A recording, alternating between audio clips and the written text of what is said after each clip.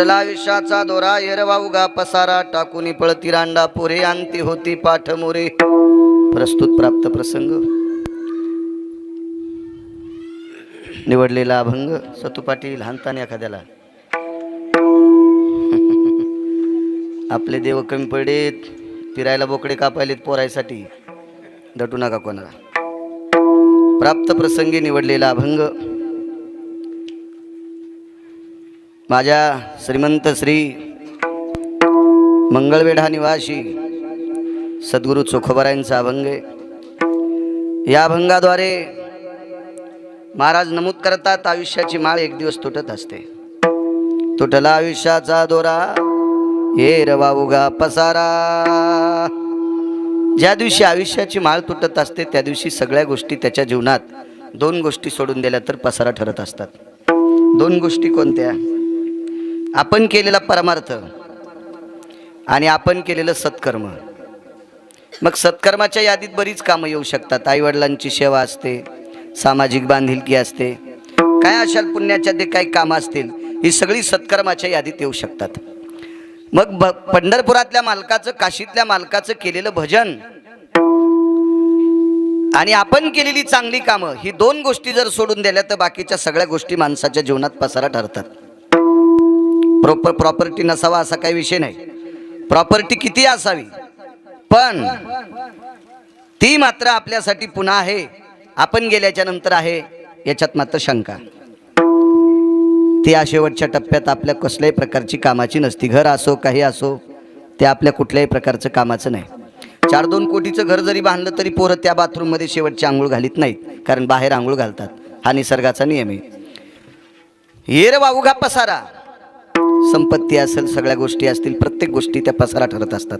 पद किती मोठं आहे,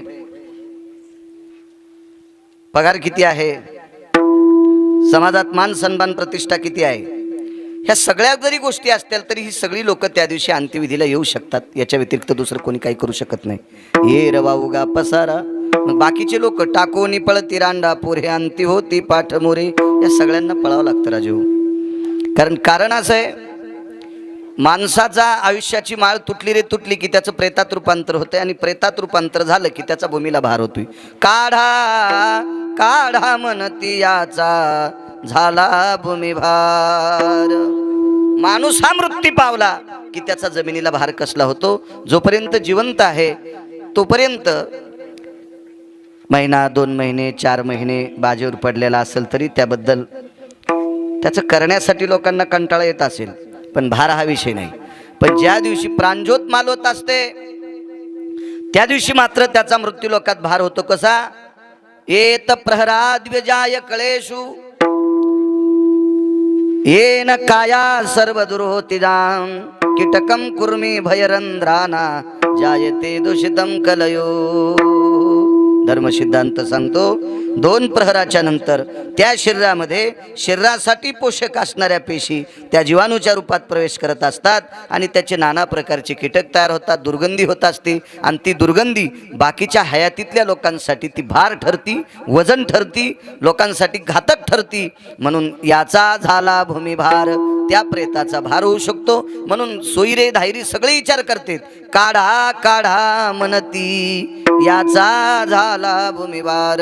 ज्यांच्यासाठी आपण संपत्ती कमवली तीच माणसं म्हणतात आता सगळी पाहुणे रावणे आली, आपण यांना आता बाजूला बाहेर काढा. विठाला विठाला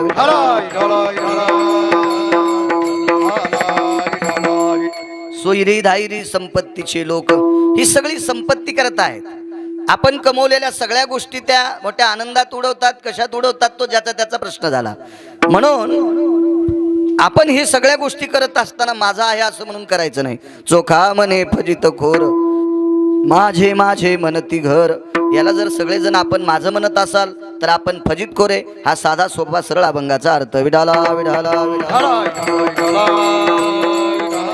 देव हे सिद्ध पुरुष होते. जया नाव नाही जया गाव नाही तरी कीर्ती दाटे दिगंतात पाही.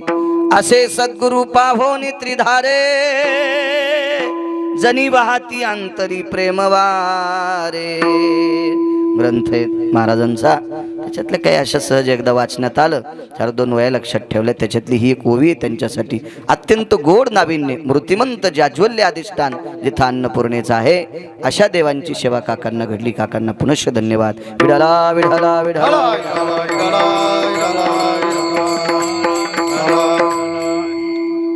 आदरणीय सतीशराव असतील,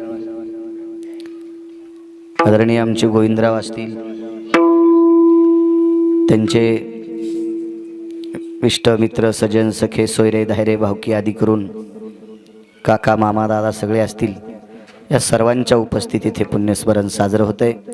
सर्वांना मनपूर्वक धन्यवाद देतो आणि या भंगावर येतो. तुटला आयुष्याचा दोरा. भजनी मंडळीला वाटत असेल आज वेगात का घेतलं, कारण त्याच्यासाठी एक थोडंसं कारण आहे. आणि ते कारण म्हणजे अनन्य साधारण कारण आहे. साधं नाही, अनन्य कारण आहे. आणि त्या कारणाच्या निमित्त आपल्याला वेगात आपलं चिंतन आटपून जय विठ्ठल करायचा आणि एका व्यक्तीला निरोप देण्यासाठी आपल्याला जायचंय. विठाला विठाला विठाला.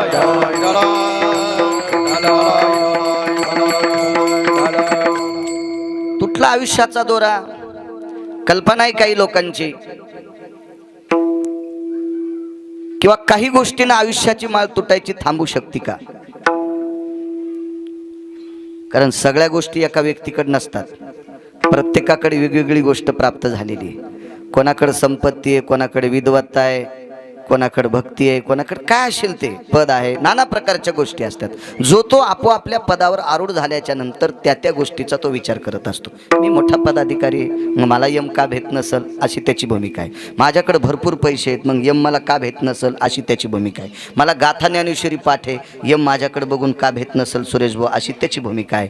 मी वाऱ्या करतो, मी नामकं करतो, मी तमकं करतो, मी सामाजिक काम करतो, काय काय असेल ज्याचं त्याचं ते वैभव, मी आमका शास्त्रज्ञ वगैरे, असं नाना प्रकारचं काय ज्याच्याकडे ते नाविन्य असेल गाठोडं, त्या गाठोड्याच्या बळावर त्याची ती फुरफुरी चालत असते. पण माझ्या अष्टादश संतांनी सांगितलंय तिथं काही चलत नाही. तेथे न चले काही, सत्ता संपदा राहील ठाईच्या ठाई. सत्ता असेल, संपदा असेल, काय मान सन्मान प्रतिष्ठा असेल, ही जागच्या जाग्यावर राहते.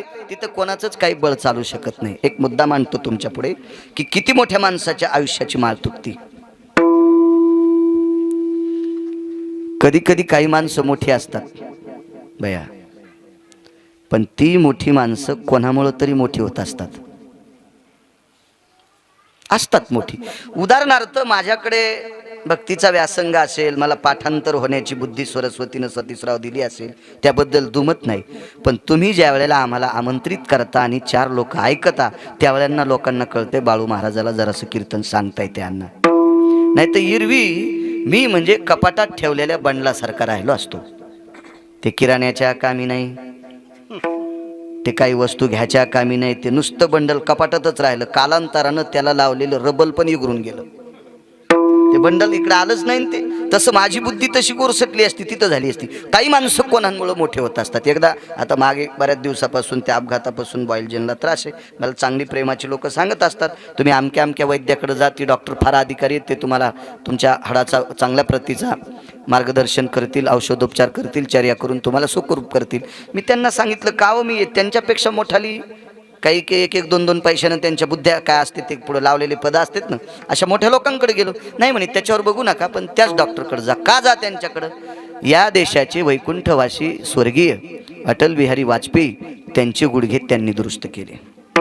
दृष्टांत कळाला. डॉक्टर मोठेच होते, पण एक मोठी व्यक्ती त्यांच्याकडे गेल्यामुळं ती मोठी झाली. हा धर्म सिद्धांत आहे, हा नियतीचा नियम आहे. एखाद्या वेळेस एखाद्या क्षेत्रात उंच गाजलेला व्यक्ती एखाद्या व्यक्तीकडे गेला की त्या व्यक्तीचं मोठेपण वाढत असतं, हा निश्चित ठरलेला विषय. मला सांगा, विदुर काकाच होते, ते अधिकारीच होते, पण विदुर काकाकडे भगवान उद्धवाला सांगायचे, उद्धवजी चल विदुरा घर जावे, बडे बडे मंदिर कोण काम के. उद्धवा चला जाऊ विदुरा घरी, आपण चला त्यांच्याकडे जाऊ. म्हणजे भगवान विदुराकडे जात होते, याचा अर्थ विदुर फार मोठे होते, फार मोठे होते. हा नाविन्य जे विश्वास बऱ्याच लोकांनी भजन केलं, पण भक्तीचं स्तोत्र किंवा स्तुतीचं स्तोत्र एकाच व्यक्तीचं आवडलं, त्याचं नाव सुदामदेव आहे, की ज्याला गाव सुद्धा सोन्याचं द्यावं. किंवा ज्याच्याकडे स्वतः जगाच्या मालकाने जावं, किती मोठी ताकद असते, किती नाविन्य असेल, स्वतःच्या आसनावर बसवावं, स्वतःचा पितांबर नेसण्यासाठी द्यावं, स्वतः पळत महाद्वारापर्यंत जावं, येशीपर्यंत जावं, हे एक मोठेपण असतं. आणि ज्या वेळेला मोठी व्यक्ती एखाद्याच्या पुढे जवळ अशी लव लव लव लव करत असते, त्यावेळेला ती व्यक्ती मोठी आहे असं समाजाचा सिद्धपणा साजरा होत असतो. विश्वाचा मालक, पंढरपुरातला मालक आहे, जगाचा मालक आहे, ब्रह्मांडाचा चालक आहे. तुमच्या माझ्यावर ज्याची सत्ता आहे त्याला जगाचा बाप म्हणतात. मग असा नाविन्यपूर्ण विश्वाचा मालक शिकण्यासाठी एका व्यक्तीकडे गेला. त्या व्यक्तीचं नाव होतं महर्षी सांदीपनी. शैक्षणिक क्षेत्रातलं टोकाचं रत्न, फार मोठं रत्न शैक्षणिक क्षेत्रातलं. महर्षी सांदीपनींसारख्या विशाल व्यापक बुद्धीचा व्यक्ती आता पुन्हा होणे नाही. फार मोठी व्यापक बुद्धी. शस्त्रविद्येच्या युद्ध प्रासंगिक कलेसाठी या विश्वात फक्त 3च लोक मोठी झाली. एक त्रेतायुगात राजा दशरथ झाले. मग राजा दशरथाचे सुपुत्र जगाचे मालक जरी असतील तरी दशरथ राजाला जी शब्दवेदी विद्या येत होती ती प्रभू रामचंद्राला येत नव्हती. म्हणजे 1 नंबरला दशरथ राजे, 2 नंबरला द्रोणाचार्य होते आणि 3 नंबरला लाहोर चित्र सशी रांडुकर धरणाऱ्याचं पोरग, अण्णा त्याला एकलव्य म्हणतात, भिल्लाचं पोरग. हे 3च लोक शस्त्रविद्येमध्ये अत्यंत पारंगत झाली. ही मोठी. आता या तिघांसारखा होणे नाही, होईल पण आपलं नशीब नाही ते बघण्यासाठी विठाला विठाला विठाला. तसं शैक्षणिक क्षेत्राच्या प्रणालीमध्ये महर्षी सांदीपनी एक टोकाचं रत्न होतं की जिथं सरस्वती सुद्धा मांडूल होतं. एरवी आपण काय म्हणतो, एखाद्या मुलानं जर एखादा चांगला पाठ वाचिला, एखादी कविता वाचवली की एखादं, आता काल छत्रपती शिवाजी महाराजांचा प्रगट दिन जन्मोत्सव झाला, त्या दिवशी एखाद्या 5वीच्या विद्यार्थ्यांना असं जर चांगलं भाषण केलं तर सगळी लोक म्हणते नाही नाही नाही, सरस्वतीची कृपा आहे त्याच्यावर, सरस्वतीची कृपा. काय वाणीची कृपा आहे हो, ते बोलतंय किती किती गोड किती गोड. मग या सर्व गोष्टीमध्ये आमच्यासारखा कीर्तन करतो, ते प्रमाण पाठ झालं, आमकं झालं, एखादा हे करतो, एखादा पक्वाद वाजवतो, नाही त्याच्यावर आमची कृपा आहे. महाराज ही सरस्वती ज्यांच्या पुढे मांडवलत होती ते महर्षी सांदीपनी होते, वारकरी बुवा सांदीपनी होते. आणि त्यांच्याकडे पंढरपुरातले मालक 12 वर्ष काही दिवस शिकायला गेले. आता तर मानावं लागेल ते मोठे होते म्हणून. जिथं जगाचा बाप ज्यांच्याकडे शिक्षण करता जातो ते किती अधिकारी असतील कल्पना करा. तुटला आयुष्याचा दोरा सांगतोय. 12 वर्ष शिक्षण झालं, नंतर गुरुदेवांचं दर्शन घेतलं. येतोय गुरुदेव, या म्हणे. काही गुरुदक्षिणा देऊ नकोय म्हणे. तर भगवंतानी उद्धवाच्या हाताने सांदीपनींना एक प्रश्न केलता. गुरुदेव, मी जगाचा मालक आहे. उद्धव सांगतात सांदीपनींना, भगवान हे विश्वाचे मालक आहेत आणि तुम्ही जे नामचिंतन करता ते त्याचंच करता. सांदीपनी भजन तरी कोणाचं करायचे? त्याचंच. मग तुम्ही ज्याचं भजन करता तो तुम्हाला प्रसन्नपणानं देत आहे तर तुम्ही नाकारलं का? उत्तर काय दिलं असेल कल्पना करा. डोळ्यातून पाणी आलं आणि महर्षी सांदीपनीनं सांगितलं, तो माझ्याकडे शिकलाय, याच्यापेक्षा गुरुदक्षिणा दुसरी कुठलीच नाही. हे ब्रह्मांड जरी माझ्या नावचं केलं असतं ना तर लोक मला श्रीमंताच्या यादीत म्हणले असते, पण तो माझ्याकडे शिकलाय याचा असा उद्देश आहे की जगात माझ्यासारखा विद्वान कोणी नाही, की जिथं माझ्याकडे देव शिकायला येतो, देव शिकायला येतो. काय नाविन्य असतो काय काय लोकांच्या जीवनात. नको म्हणजे कृष्ण मला, या तुम्ही या. भगवान महर्षी सांदीपनींच्या धर्मपत्नीचं दर्शन घेतलं. सात्विक सदाचारी पुण्यशील माऊली होती. जीवनात कधी बी बाईनं प्रपंचाचा गाडा ओढत असताना कमी अधिक खाचकळगे संसारात असतात. जसे नदीला चढ उतार असतात. जमीन किती भारीची घ्या, पाणी एका कोपऱ्याला वाहतच, मग तिकून लवण होतंय, बराच टाकावं लागती, चर काढावं लागतो, एखाद्या कोपऱ्यात चिबडतं, एखादा माथा असतो. सरळ बिस्किटासारखी चौकोपरी जमीन कशी होईल बी तर शेतकरी. तुम्ही किती जरी करण्याचा प्रयत्न केला तरी पण अर्धा टक्का 2% कुठंतरी कोपऱ्या कोपऱ्यात लवण चवण होतच असतं. तसं संसारात खाचखळगे असतात आणि हे खाचखळगे बुजून सरळ जर चालता येत असेल तर तिला म्हणायचं पत्नी, त्याला म्हणायचं पती. संसार या रथाला पती आणि पत्नी हे 2 रथाची चाकं आहेत. हे जर खालीवरी झाले तर गाडी उलथती, गाडी कानी होत असते. तुम्ही एक लक्षात घ्या, कानी झालेल्या गाडीचे बैल रस्त्यानं चालतात आणि चाक बाहेरून चालते. कानी झालेली गाडी, बैलगाडी सांगायलो, तिचे बैल रस्त्यानं चालतात पण गाडीचं एक चाक रस्त्याच्या बाजूनं चालतंय. याचा अर्थ बैलाचा दोष नाही, हाणणाऱ्याचा दोष नाही, गाडी कानी, गाडी कानी. संसारातला एकही व्यक्ती जरी काना झाला तर अख्ख्या संसाराची गाडी नदीत जात असते. आणि त्यातली त्यात सर्वात मोठं काने पण या विश्वातून तुमच्यावर आरोप करतोय असा माझा काही हे नाही, पण आईसाहेब बऱ्यापैकी लोकांचं बहुमत तुमच्याकडे येतंय. शक्यतो बाईनं स्वतःच्या जिभेतलं विष मालकाच्या कानात कधीच टाकायचं नाही. बाईनं स्वतःच्या जिभेतलं विष मालकाच्या कानात टाकलं की फार मोठा गाडा नदीत जात असतो, फार मोठा गाडा. कधी कधी ह्या गोष्टी लक्षात ठेवायच्या असो. आणि मग संसारात ज्याला पत्नी सात्विक भेटली का त्याच्यासारखा जगात सुखी आणि आनंदी कोणीच नाही.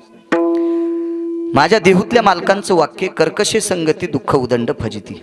ज्याच्या जीवनात पत्नी कर्कश आहे का त्याच्याकडे किती अब्जानं कोटीनं खर्व निखर्व पद्म शंखू असू द्या, शंखू असू द्या, शंखू एकावर 18 पूज्य 19 पूज्य म्हणलं की शंखू असतात, तेवढी प्रॉपर्टी असू द्या तरी पण त्याला सुख नाही, सुख नाही. त्याच्यासाठी प्रपंचात शब्द उचलणारी पत्नी असावी, शब्द झेलणारी पत्नी असावी, शब्द तुडीणारी नसावा. मानी भ्रताराची बोली, मानी भ्रताराची बोलीन धन्य जगीती माऊली. याचा अर्थ असा नाही की मी बायकांना बोलतोय माणसांनी अण्णा कसं बी वागावं, असं नाही. माणसाला सुद्धा नियम आहेत, त्याला सुद्धा एक चौकट आहे, त्याला सुद्धा एक पारदर्शकपणा आहे, त्याला सुद्धा काचेसारखा नितळपणा आहे, त्यानं सुद्धा चुका करणं कामा नाही. पण शक्यतो ढोबळ चूक केलेली पुरुषांची लक्षात येत असते. कधी कधी महिलांची चूक इतकी बारीक असती, इतकी बारीक असते की ती सूक्ष्मदर्शकाखाली दिसत नाही. सूक्ष्मदर्शकाच्या एखाद्या यानं जरी पाहिली तरी ती दिसत नाही. मात्र तिचा स्फोट म्हणा, त्याला रिॲक्शन म्हणा, हे मात्र त्याचं तात्काळ जाणवल्या जाते. म्हणून काही काही गोष्टी मार्मज्ञात असल्या पाहिजे. महर्षी सांदीपनींची पत्नी धर्मशील, पुण्यशील, पावन, सात्विक, सदाचारी, विवेक संपन्न होत्या. भगवंतानी दर्शन घेतलं, पाठीवर थाप टाकली. काय करूया, काही नाही म्हणे. आईसाहेब मला जावं लागतंय. जा. माय पाठीवर थाप टाकली, पुन्हा एकदा थाप टाकली. अनिष्टोस्थित मंगला. हा काय ताकद होती बाईच्या हातात. बाईनं सांगितलं, कृष्णा मी तुला आशीर्वाद देते की तू चुका केल्या तरी त्याच्यात यशस्वी ठरशील. मामा तू चुका जरी केल्या तरी यशस्वी ठरशील.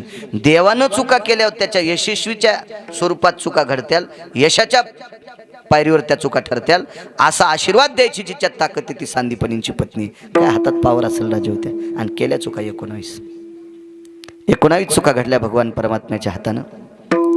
वाटेल त्या तशा काही उपचुका बऱ्यापैकी आहेत, पण त्याच्यात यश संपादन झालं, अपयश कधीच आलं नाही. दुर्योधनाला मारत असताना चुकीच्या पद्धतीने मारलं, हे नियतीच्या बाहेरचं मारणं होतं. म्हणजे धर्म सिद्धांतामध्ये, वेद सिद्धांतामध्ये, शास्त्र सिद्धांतामध्ये, पुराण सिद्धांतामध्ये, मुनी सिद्धांतामध्ये, ऋषी सिद्धांतामध्ये, यौगिक सिद्धांतामध्ये, तपी सिद्धांतामध्ये या लोकांच्या मतात हे मत बसत नव्हतं. कारण दुर्योधनाला कमरेच्या खाली गदा मारणं ही युद्ध प्रणालीची नीती नाही. काम पंढरपुरातल्या मालकानं 100% चुकीचं केलं, तरी पण यशच प्राप्त झालं. बाईचा आशीर्वाद, आशीर्वाद बाईचा. राग आला बलराम दादाला, दादा त्यांचे मोठे भाऊ होते. राग आला, पण दादाला कसं शांत करायचं ते तिच्या आशीर्वादावर दादा शांत झाले. चुक होते काय काय गोष्टी असो. मग ह्या सगळ्या गोष्टीचा आशीर्वाद लागतो. ती बाई इतकी अधिकारी. भगवंतानं सांगितलं, आई साहेब दक्षिणा काय देऊ. त्या बाईनं सांगितलं, कृष्णा मी अशा व्यक्तीची पत्नी आहे की ज्यांना आतापर्यंत कोणाच्या पुढे हात पसरले नाही, मी त्याची बायको आहे. तुम्हाला एक सांगू माझ्या माईनं, तुम्ही प्रत्येक कीर्तनात ऐका, मी जास्त महिलांसाठी बोलतोय. मला माहिती आहे पुरुष चुका करतात, पण यांच्या बाहेर चुका होत्यात, तुमच्या घरात चुका होत्यात. पुरुषानं बाहेर जर चूक केली तर एखाद्या वेळेस कोणाचं वाजल किंवा त्याचं वाजल अण्णा, पण घरात स्त्रीनं चूक केल्याच्या नंतर अख्खा संसार वाजत असतो हे मात्र निश्चित आहे. आणि पुरुषाच्या चुकीने एखाद्या वेळेस मोठी वाजत असतात, पण स्त्रीच्या चुकीमुळं बाल संस्कारातली लोक वाचतात. उद्या देशाची पिढी मातीत जाऊ शकते. याच्याकरता स्त्रीनं चुका करणं कामा नये. आणि त्यातली त्यात महाराष्ट्रातल्या मराठवाड्यातल्या बायका ह्या कोणाचंही ऐकतात, कोणाचं ऐकतात. काल परवा 10-15 जणी मेले. हो, काय माझं मत श्रद्धा असावी, श्रद्धा असावी, पण इतकी आंधळी श्रद्धा नसावी, इतकी आंधळी श्रद्धा नसावी की त्या श्रद्धेनं जीवन मातीत जावा. ज्ञानोबराय तुकोबरायच्या राज्यातल्या लोकांनी, ज्ञानोबराय तुकोबरायच्या राज्यातल्या लोकांनी बास्कळपणा डोक्यावर घेणं मला असं वाटतंय चपला डोक्यावर घेतल्यासारखं आहे. आपण फार मोठ्या राज्यातली माणसं आहोत, फार मोठ्या राज्यातली माणसं आहोत. अहो, ज्या राज्यामध्ये निवृत्तीनाथाच्या रूपाने प्रत्यक्ष शंकर आहेत, सदाशिवाचा अवतार आणि स्वामी निवृत्ती दातार, ज्या राज्यात विष्णूच्या रूपाने ज्ञानोबा आहेत, ज्या राज्यात विष्णूच्या रूपाने तुकोबर आहेत, ज्या राज्यात विष्णूच्या रूपाने नाथबाबा आहेत, भानुदासाचे कुळी महाविष्णूचा अवतार, महाविष्णूचा अवतार सखा माझा ज्ञानेश्वर. म्हणे रामेश्वर भट्ट दिजा आणि तुका विष्णू. काय काय काय कोण्या राज्यातली लोक आहेत आपण? काय नाविन्य आपल्याकडे? मला सांगा, ज्या बाईच्या घरी शरबती गहू पिकतात तिनं मुद्दाम कोपनच्या गावाचं पीठ आणून चपात्या नवऱ्याला केल्या. किती येडीपण आहे, उकांडा भरला डोक्यात तिच्या. शरबती गहू 200 क्विंटल झाले माहिती आहे इथं, आणि तू कशाला ती आणली ती गहू दुसऱ्याची? नसल्यावर कोणते खाय, कन्या खाय, आंबाड्या खाय, पण शरबत येत ना तुझ्या इथं. वाघीन जाणल्यावर शिपात दूध आणलं, शिप्पीमध्ये वाघीन जाणल्यावर शिप्पीत दूध आणलं गाढवाचं. गाढवीन दूध देतील. आता एक एक गाढवीन घेऊन लोक फिरायले. तो प्राध्यापकला ऐकत नाही माणूस. त्याला काय लिहिलेला चेक आहे त्या प्राध्यापकला? 1,00,000 सव्वा लाख लय पुढचं असेल तर 1,80,000 95 2 लाखापर्यंत. त्याचं 5 ग्रॅम दूध, गाढविनीचं 5 ग्रॅम दूध 200-200 रुपये 300-300 रुपयाला द्यायला लागले. काय झुकते दुनिया, झुकाने वाला चाहिए. आणि त्यातली त्यात मराठवाडे, कोण मराठवाड्यातले लोक कोण्याही नालायकाचं ऐकून झुकते. विठाला विठाला विठाला.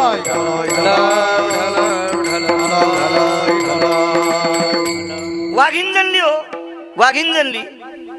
मग वाघिणीचं दूध जर त्याच्यात चपाती चुरून खात असेल तर गाढविणीचं दूध कशाला प्यायचं बाय? मूर्खपणा आहे का नाही? शिविनीचं दूध खाल्ल्याच्या नंतर अण्णा शेळीचं दूध कानात टाकल्यावर ऊन राहते म्हणले. अहो शिविनीचं दूध खाल्ल्या ऊन कसं लागन? अहो तेजाबाच्या तेजाला लाजवील इतकं तेच शिवीच्या वाघिणीच्या दुधात आहे. तिथं ऊन काय करणार आहे सूर्याचं? काय करू शकते ऊन? सूर्याच्या उन्हात किती बसल्याच्या नंतर तुमचं धुपन निघन नाही. आणि तेजाबा अंगावर पडल्यावर वरून टाकलं की खालून निघत. पण या तेजाबाला शीतल करण्याची ताकद ज्या दुधात आहे त्याला ऊन लागत असतं वय. काय किती महाराज मेल्यावर सुधरत्यान, किती भागवत ऐकल्यावर सुधरत्यान. मला असं वाटतंय तुम्ही न सुधरणे म्हणजे महाराज सुधरणे. जितके बिमारी वाढतील का तितकं डॉक्टराचं चलत आहे. तुमचं नाही दुखल्यावर डॉक्टरनं काय शाळा सांभाळायच्या का? तुमचं दुखणं म्हणजे डॉक्टरचं वाढ नाही का नाही भया? हाच नियम झाला का नाही? तुम्ही वेड्यावानी करणे म्हणजे आमचं चलत आहे. आणि तुम्ही ज्या वेळेला शुद्ध होताल का त्यावेळेला म्हणताल अरे गिरगावकरला इतकंच सांगता येते, आपल्याला पुढच्या वर्गातलं येते, गिरगावकरचं कीर्तन ऐकणे नको. पण तुमचं काम झालंय चोर पंक्चर. दुकानात नेल्यावर पंक्चर गवसनं आणि संध्याकाळी गाडी उभी केल्यावर सकाळी टायर बसायले. पुन्हा हवा मारा इळभर चालवली आणि पुन्हा येताना दाखिली तर पंक्चर गवसनं आणणार, सकाळी तर हवा राहील. हे असं बारीकसं पंक्चर आहे. इकून ऐकलं तिकडे गेलं काही मिळच नाही त्याला. त्याच्यामुळे काही सगळं आंधळी बघती आपली, आंधळी. काही सीमा नाही त्या गोष्टीला. डोळसपणा असला पाहिजे माणसाच्या वृत्तीमध्ये. काय सांगत होतो? सांदीपनींची धर्मपत्नी काय अधिकारी बाई होती, कल्पना करा. भगवान म्हणतात आईसाहेब तुम्हाला काही देऊ का? नकोय म्हणले. लक्षात ठेव, लक्ष्मीचा पती जिच्या मालकाकडे शिकतोय, लक्ष्मीचा नवरा, पती हा शब्द राहू द्या साध्या भाषेत बोलतोय, लक्ष्मीचा नवरा जिच्या मालकाकडे शिकतोय किंवा लक्ष्मीचा नवरा जिच्या नवऱ्याकडे शिकतोय, अशा नवऱ्याची मी बायको आहे. मला काय पाहिजे तुझ्याकडनं? नकोय, येतो ये म्हटल्याच्या नंतर भगवान निघाले. पण आईसाहेब रडू लागल्या. भगवंताच्या लक्षात आलं गुरुदेवांनी मागितलं नाही याच्याकरता आईसाहेब मागत नाहीत, पण आईसाहेबाला काहीतरी मागायचंय, पण आपलं नाव जाईल याच्याकरता ते मागत नव्हते. कधी कधी प्रतिष्ठेचा प्रश्न असतो. हो, मग भगवंतानं फिरून पाहिलं तर सांदीपनींच्या धर्मपत्नी रडत होत्या. वापस आले, डोळे पुसले. पंचानं देवाच्या अंगावर पंचा होता. पितांबर कसा राहील? कारण विद्यार्थी दशेत पितांबर कसा? पंचा होता. त्या पंचानी सांदीपनींच्या धर्मपत्नीचे डोळे पुसले. आईसाहेब, कारण आईपेक्षा जास्त मोठं प्रेम केलं राजे हो. 2 वेळेला जेवण द्यायच्या, देवानेही सेवा केली. तेव्हा सेवेशिवाय जगात सुरेश भाऊ काही भेटत नसते, करावं लागते त्यासाठी. एखादा व्यक्ती एखाद्या सत्तेवर आरूढ होत असेल त्याला 2 कारणं असतात. एक त्याचं प्रारब्ध असतंय आणि दुसरी त्याची सेवा असते. मग एक तर प्रारब्ध घेऊन यावं, अन्यथा आपली सेवा चांगली असावी. बसा महाराज, घ्या घ्या घ्या उभे राहा. एक तर नशीब घेऊन यावं, अन्यथा आपलं कर्म गोड असावं. नशीब घेऊन आलेली माणसं माझ्या जीवनात मी 5-50 कुत्रे पाहिले असतील अण्णा, विमानात फिरलेले 5-50 कुत्रे. परवाला एक आमचा मित्र म्हणला मी 4-5 दिवस विमानानं फिरलो. मी म्हणलं काय मोठाडपणा सांगायला तू? अरे तू ज्ञानोबा आहे, तू कोबरायचं वारकरी, तू या टपराच्या विमानात फिरला तू गिरगाव करायला सांगायला? अरे माझ्या मित्राचे कितीतरी कुत्रे आहे विमानात, कितीतरी कुत्रे आहे विमानात. परवाला 1,18,000चं कुत्र मलेशियाहून आणले मित्रांना आमच्या, मलेशियाहून आणले. आणि ती त्याचं तिकीट काढावं लागतं ना वाटते. कुठलाही जीव तसा आणता येत नसतो बिना पैशाचा. मग विचार करा बरं किती किती नशिबान कुत्रा असेल ते. आणि 92 एकर जमीन कमिली त्या आमच्या मित्राच्या वडिलांना. त्यानं विमान चित्रात पण पाहिलं नाही आणि त्याच्या पोरानं कुत्र मलेशियातून भारतात विमानात आणलं. मग सांगा 92 एकर कमिणारा नशिबवान का त्याच्या पोरानं आणलेलं कुत्र नशिबवान? प्रारब्ध घेऊन यायचं हो. प्रारब्ध सर्वात मोठं आहे ना. नशीब लय मोठं आहे सुरेश भाऊ. नशिबासारखं जगात कुठलंच मोठं नाही. ललाटीचे लिहिले न पुशे काही केले, अन्नमान धन हे तो प्रारब्ध हा दिन. तुम्हाला एक सांगतो, एकदा बैल जोड घेतला मी, नादे शेतीचा बैल जोड घेतला. चांगला जोड होता, मस्त जोरदार जोड होता. पैसे गिशे भरपूर दिले होते बी जवळ कीर्तनाचे. माणसानं खरं सांगावं आहे का नाही, होते पण अन्न भरपूर. इतका जोड चांगला, इतका जोड चांगला. पण एक बैल जरा पाय फिरून टाकायचा. एक पाय त्याचा कधी मधी फिरायचा, नेमकं कापसाचं झाड पायाखाली जायचं. अरे म्हणलं हे कामाचं नाही. तो काढून टाकला, दुसरा घेतला. अख्खं गाव बैल पाहायला आलतं. म्हणजे ज्याला बैल कळते ते, हो, ज्यांना बैल कळते ते, बैल येत नसते ते. वाक्य कळालं? ज्याला बैल कळते ते बैल पाहायला येत असते, बैल येत नसते. हो, मग आले बैल चांगले, बैल चांगले, बैल चांगले. आमच्या घरातली एक म्हणली काय बैल येत, काय बैल नशिबवान आहेत. महाराजाच्या घरी आले. अरे म्हणले शब्द वापस घेतो, तू चोंबळ्या का पाहण्याला. हे बैल नशिबवान नाहीत, आपल्या देवाला सोडलेले बैल नशिबवान आहेत. हे जरी मी घेतले असतील तर टाकलं तवा खातेत, वैरण टाकली तवा खातेत. देवाला सोडलेले डांभ्यातले कंस आणतात. कोणते बैल नशिबवान?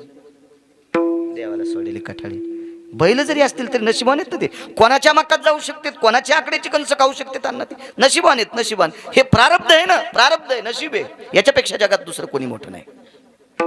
तुम्हाला एक सांगू का, एका देशाचा फार मोठा कारभार चालणाऱ्या माणसाचा, अद्ययावत आता जो कारभार चालणारा माणूस आहे, त्याचं जर मी पोरगा असतो तर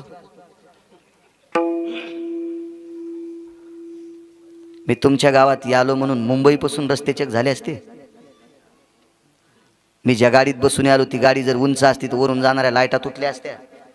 त्या माणसाचं पोरगं आलंय, ही लाईट फाईट तोडून घ्या वरच्या. तुटल्या काही वेळेस लाईना झाला असतं का नाही? आहे का आपल्या हातात ते? नाही. हो वाटत नाही का? नाही, पण प्रारब्ध लागन ना, प्रारब्ध लागन, प्रारब्ध. हे बघ नशीब इतकं विचित्र आहे, त्याची झोले घ्यायची नाही. 4-2 पुस्तकं शिकलेले म्हणतात मी नशीब मानित नाही. नको मानू न सोमळ्या, तुला कोण म्हणतंय मान? आणि तू न मानल्याने एखादी गोष्ट सिद्धाच्या बाहेर जात असते का? ती सिद्ध सिद्धच आहे ना. तू असिद्ध करणारा कोण नाटकी वारकरी? वो आपल्या गोष्टीनं असिद्ध होत नसती, सिद्ध आहे. मी 1-2 वेळेस सांगितलं होतं. 3 जण सख्खे भाऊ, 39 एकर जमीन. म्हातारं मेलं, ती घ्यायला 13 एकर जमीन आली. पण एकानं दोघांना 13 ठुली आणि एकानं 13ची 2.25 केली. एकानं 13 एकरची 2.25 केली आणि दोघांना 13 ठुली. ती आहेत 2 मुलं, एकाला काय नाही. ज्याला 2.25 त्याला 1 मुलगा, ज्याला 13 आहे त्याला 1 मुलगा, आणि ज्याला 13 आहे त्याला काय नाही. त्याने विचार केला आपली 13 त्याला द्यावा, 13 दोन्ही 26 होती, आपल्याला सांभाळीन. चुलत्याची घेतल्यावर त्याला किती झाली? 26. यानं कोणाचीच न घेता किती झाली? 2.25. हे गेलं आणि मेलं, याची पुन्हा कोणाला गेली? 26 एकर. ती 26 आणि ही 2.25. ते कुठं भारताच्या सीमेवर बंदूक घेऊन गेलं? हे तिरुपतीला गेलं आणि त्या डॅममध्ये बुडालं, पुन्हा वापस नाही आलं. ही 2.25 कोणाला आता? त्याला. हे ललाटीचे लिहिले न पुशे काही केले. काही गोष्टी प्रारब्ध. मी 2 गोष्टी माणसानं सिद्धात्वात असावं. एक तर प्रारब्ध असावा, अन्यथा सेवा असावा. सेवेचं बळ इतकं मोठं आहे, सेवेचं बळ इतकं मोठं, इतकं मोठं बळ आहे. सुदाम देवाची सेवा होती. भाळी सुदामजीच्या लिहिले विधीने भीक मागावे. ब्रह्मदेवानं सुदाम देवाच्या कपळावर लिहिलं तुम्ही भीक मागाव. बाई मागत नाही याच्यावर सांगतोय, बाई मागत नाही कृष्णाला याच्यावर सांगतोय. हो, भाळी सुदामजीच्या लिहिले विधीने भीक मागावे. पण कर्म इतकं गोड झालं, विधी लिखिता ते मोडून लिहिले प्रभूने भीक न मागावे. मालकानं लिहिलं गोविंदराव आता तू भीक नाही मागायचं, भीक नाही मागायचं, भीक नाही मागायचं. गाव सोन्याचा दिला, गाव सोन्याचा. का? कर्म चांगलं होतं. आणि ज्याचं कर्म गोड आहे का त्याला भेटत असतात. कल्पना करा, अर्जुनातला आणि एकलव्यातला कर्माचा फरक सांगतो. अर्जुन हे प्रारब्ध घेऊन क्षत्रियाच्या कुळात आला, मागचं पुण्य क्षत्रियाच्या कुळात आला. अर्जुन हे प्रारब्ध घेऊन द्रोणाचार्यांचा शिष्य झाला. अण्णा प्रारब्ध आहे, प्रारब्ध आहे. अण्णा अर्जुन हा प्रारब्ध घेऊन पंढरपुरातल्या मालकाचा मेवना झाला. सुभद्रा त्याची बहिणी मालकाची मेवना झाला. किती मोठं प्रारब्ध असेल. आणि एकलव्याचं प्रारब्ध खोटं, लाहोर चित्र सशे धरणाऱ्याच्या कुळात जन्माला आला. पण अर्जुनानं जिवंत द्रोणाचार्याची साधना केली आणि त्यानं मातीच्या द्रोणाचार्याची साधना केली. पण शेवा इतकी घडली, अर्जुनाचा नंबर तिसरा नाही, एकलव्याचा नंबर तिसरा आहे. अर्जुन कोणाच्या आधीत नाही, कोणाच्या आधीत नाही. काय श्रेष्ठ इथं कर्म. मग एक तर माणसानं काम चांगलं करावा, अन्यथा नशीब घेऊन यावा, आणि नशीब घेऊन आल्यावर काम चांगलं करावं. माझं मत आहे प्रारब्धानं एखाद्या वेळेस जरी बैल झालो तर टायमाला वैरण टाकणाऱ्याच्या दारात व्हा. नाही तर आपण बैल हो आणि ऊसाच्या गाडीचा हो. मग ऊसाच्या गाडीचा बैल झाल्यावर किती मस्त हाणते ते तर तुम्हाला सांगायची गरज नाही. तुमच्या परिसरात कॅनल हे असल्यामुळं ऊसगीचं तुम्हाला माहिती आहे. आणि किती बैल मस्त कणतेत चालताना हे पण तुम्हाला ज्ञान आहे त्याचं. प्रारब्ध. चला, त्या बाईनं सांगितलं कृष्णा लक्षात ठेव, मी महर्षी सांदीपनींची पत्नी, मला काही नको. पण रडत होत्या. वापस आले, स्वतःच्या पंचाचा कोपरा बाजूला केला आणि महर्षी सांदीपनींच्या पत्नीचे डोळे पुसले. आईसाहेब रडतात. हो म्हणे, तू चालला. आईसाहेब मी येत जाईन ना पुन्हा पुन्हा. तो प्रश्न नाही रे बाळा, तू ज्या वेळेला आम्ही आठवण करू त्यावेळेला येशील, त्याबद्दल दुमत नाही. पण पंचायत या गोष्टीची. माझा मुलगा काही दिवसापूर्वी समुद्र स्नान करत असताना मृत्यू पावला. समुद्र स्नान करत असताना माझा मुलगा ज्या वेळेला मृत्यू पावला त्यावेळेला मला दुःख याच्याकरता झालं नाही, कारण मी तुला पाहत होते. तुला बघितल्याच्या नंतर मला तो दिसत होता. पण आता तू गेल्याच्या नंतर मी त्याला कोणात पाहू याची चिंता पवार मामा. भगवंतानं सांगितलं, आईसाहेब परत करू का? कोण माय पोरग नको म्हणणारी? कोण अशी बाई आहे की जिला मुलगा नको वाटतोय? अशा 28 स्त्रिया आहेत बरं का, त्यांना पोरग नको वाटत होतं, नको वाटत होतं. धुंदुककारी नावाचं पोरग माईला नको वाटलं, धुंदुलीला नको वाटलं, नको वाटलं, नको वाटलं. त्याच्यातली एकच सांगतो, पुन्हा कधी गेल्या एखादी सांगू, एवढी लक्षात ठेवली तरी बस झालं. योग असा आला, भगवान शिवजींना आमंत्रित केलं आणि मग हे सगळं पुण्य एकवटल्याच्या नंतर परत केला मुलगा. मृतपुत्र जीवविला, सांदीपनींचा पुत्र पुन्हा परत आणून दिला. पुण्य होतं, सात्विकता होती, कर्म होतं, काय असेल ते देवाला आपलं टोक तिथपर्यंत बुद्धी पुरत नाही. पण कालांतरानं भगवंत द्वारकेमध्ये अधिष्ठित झाले, पांडवांचा संसार थाटला आणि एके दिवशी निरोप आला, महर्षी सांदीपनींचा पुत्र गेला. अंत्यविधीला जाता नाही आलं, पण अस्थी संचयाला गेले. आपण त्याला राग भरणे, राग सावडणे असं म्हणतो, त्याला गेले. त्या ठिकाणी ज्या वेळेला भगवान गेल्याच्या नंतर राखेला हात लावला, बाजूला बसले. खरं तर राख पवित्र असते बरं का, प्रेत पवित्र नसते, राख पवित्र असते. तुका म्हणे रक्षा झाली आपे आप आणि उजळला दीप गुरुकृपे. म्हणून तुमच्या माझ्यासारख्याने राखाला हात लावल्यावर तिच्या गोमूत्र आणि गाईचं दूध टाकीत असते. राख ते एकदा अग्निरूप झालं की ते पवित्र होत असते. आपण हात लावतो म्हणून अपवित्र आहे ते, आपण हात लावतो याच्याकरता अपवित्र आहे. आपल्याकडे बऱ्यापैकी असे काही काही नियम जे शास्त्राला, वेदाला, पुराणाला मान्य नाहीत, ते आपण करतो, ते करतो आपण. प्रेत फिरवायची वस्तू नाही, प्रेत फिरवायची वस्तू नाही. उदाहरणार्थ, जर आपल्या इकडे जर मृत्यू पावलेला माणूस माजलगावच्या तिकडे जर नेऊन माती करायची असेल तर शास्त्र त्याला निषेध म्हणते. प्रेतानं गंगा कधीच ओलांडायची नाही, असा धर्माचा सिद्धांत आहे, पुराणाचा सिद्धांत आहे, कर्मकांडाचा सिद्धांत आहे. काय नसतं आपल्याला, कुठलं काही माहिती नसती, काय नसती. कोणी यानं सांगावं, त्यानं हे केलेलं, ते केलेलं, तिथं पवित्र, इथं पवित्र, इथं अपवित्र, हे कोणीतरी सांगायचं छटाकभर साखरे घेणाऱ्यानं, म्हणजे बारीकशा बुद्धिवाल्यानं. त्यांचं सांगून आपण ऐकायचं, हे मूर्खपणाचं टोक आहे. काही भाकडवाद ऐकिनं, हे सुद्धा मूर्खपणाचं टोक आहे. पाहुणी ग्रंथ करावे कीर्तन, एक तर आपण स्वतः वाचावा, अन्यथा ज्यानं ग्रंथाचा अभ्यास केलाय त्याचा ऐकावा वारकरी बुवा. मधल्या लोकांचं ऐकल्यानं आपली फजिती होत असते. प्रेतानं गंगा कधीच ओलांडायची नाही, हा सिद्धांत आहे. रात्री मला हेच कीर्तन होतं. एक सोन्याचे दुकानदार होते परांड्याला, तिथून पुढे त्यांचं 20-22 किलोमीटर नाडी नावाचं गाव होतं. पुढे त्या नाडी नावाच्या गावात रात्रीचं कीर्तन झालं. राजा दशरथाच्या अस्थी प्रभू रामचंद्र परत येईपर्यंत ठेवल्या होत्या. आता हे मुद्दे तर याच कीर्तनात सांगावं लागतील, दुसऱ्या कीर्तनात कसं सांगता येईल. प्रभू रामचंद्र परत येईपर्यंत कौशल्या मातेनं एका घरामध्ये लाल कपड्यामध्ये एक मडकं बांधलं, त्याच्यामध्ये त्या अस्थी ठेवल्या. प्रभू रामचंद्र परत आल्याच्या नंतर प्रभू रामचंद्र, लक्ष्मण, भरत, शत्रुघ्न, सीता, उर्मिला, श्रुतकीर्ती, मांडवी या 8 जणांच्या हातानं ती राख शरयूमध्ये विसर्जित केली. मागच्या त्या लॉकडाऊनमध्ये एका पाहुण्यांकडे साखरपुड्याला गेलोत, त्यावेळेला बऱ्यापैकी फिरता आलं मला जरा बाकीच्या सामाजिक कामात. आता नाही, आता कीर्तनामुळे नाही जाता येत कोणाच्या लग्नाला. मग गेलोत, बसलोत एका घरी, चहा घ्यायला बोलिलं. पहिला प्रश्न, मामांच्या अस्थी भिंतीत 7 वर्ष झालं ठुले. आता म्हणजे मामा म्हणजे तिचे सासरे. भिंतीला एक देवळी होती, त्या देवळीत हाडं ठुले आणि देवळी लिपून घेतली. आणि 7-7.5 वर्ष झालं आणि ते काय नेताच राहिल्या, हरिद्वारला न्याच्यात म्हणून ठुल्यात. मी म्हणलं, बाई काय तुमच्या मामाचं पुण्य असेल तर हरिद्वारची गंगा तुमच्या घरात येईल ना. जरा जवळचे पाहुणे होते. मी म्हणलं, तुमच्या आणि मामांच्या सोबतच असते नाही हरिद्वारला, डबल तिकिटाचा खर्च कशाला करायचा तुमच्या आणि मामांच्या. अण्णा तो निषेध आहे. अस्थी घरात ठेवायची वस्तू नाही. ते का पैसा आहे, ते का सोनं आहे, का ते धान्य आहे, का ते द्रव्य आहे, गोविंद काय नाही. अस्थी घरात ठेवायची वस्तू नाही. चुके ती ठेवायचीच असेल, आपला श्रद्धा आहे, आपल्याला हरिद्वार, ऋषिकेश, बद्री, कुठं मातृगया, पितृगया कुठं जर न्यायची असेल तर त्याच्यासाठी आयनाचा भेद सांगितला. उत्तरायनो दक्षिणायनो एकमायन भेदायाम अस्थि विसर्जितस्ततेवचा. एका आयनाच्या दक्षिणायत न्या किंवा उत्तरायणात न्या, तुम्ही 20 आयन त्याच्याहून जाऊ देता, हे कसं शक्य आहे? 6 महिन्याचं एक आयन असतं, किती वर्ष ठेवता? ही काय आपल्या मनाची जहागिरी आहे का काय? असं आपण करीत राहतो. आपल्याकडे एक दुसरी एक पद्धत आहे बघा. आपल्याकडे माणूस मृत्यू पावला की लोक पाणी पाजायला मसन वाटत, देवाला दर्शनाला रांग धरतात, अशीच धरतात, नाही पाजतायत बाकीच्यांना पाणी. पण काय होतं अण्णा, लोकायला वाटतं अण्णा भावकीचे त्यानं पाणी पाजलं नाही. होय सतीशराव, जवळची भावकी बाबा पण त्यानं ते बेल घेऊन पाणी पाजलं नाही, अशी एक भावना दुखावल्या जाते म्हणून पाजतात. पण चुकीच्या गोष्टी आहेत. कोणीही कोणाला मशानभूमीत पाणी पाजू नये.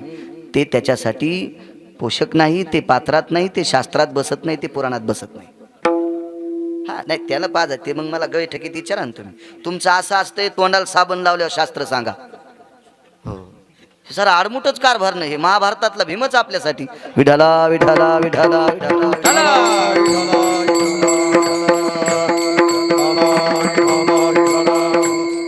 खिशादेन बाळू महाराज तुमच्या कवा फोन लावून विचारायचं काय ताण आहे त्याला? ते काय ऋषिकेश हरिद्वारचा आहे का कुठल्या दुसऱ्या राज्यातला आहे? आणि जरी पाजायचं असेल, माझं मते एकदम नियम मोडणं वारकरी बुवा सोपं पडत नाही. पाजायचंच ना पाणी तर आपल्यापेक्षा ज्येष्ठ माणूस गेला त्याला पाजायचं. 70-75 वर्षाच्या 20-25 वर्षाच्या माणसाला 80 वर्षाच्या माणसानं ते हातात बेल घेऊन पाणी पाजणं मूर्खपणाचं टोकेन. ते उलटी प्रक्रिया आहे ना, ती निषेध प्रक्रिया आहे ना, ती शास्त्राच्या चौकटीत बसत नाही ना ती. आपण सुरू करतो काही सुरू करतो, काय विषय नसतो त्याला. एक दुसरा सिद्धांत सांगतो. आपल्या भारतीय संस्कृतीमध्ये, हिंदू संस्कृतीमध्ये अंत्यविधी करत असताना डोक्याला कपडा नसावा. मुस्लिम समाजाचा आपल्या विरुद्ध.